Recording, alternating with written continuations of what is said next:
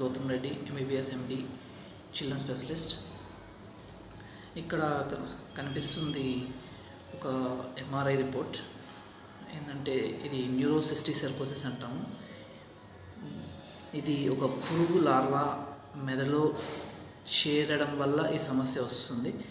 దీనివల్ల ఫిట్స్ రావడము, చాలా ఇబ్బంది పడతారు పిల్లలు.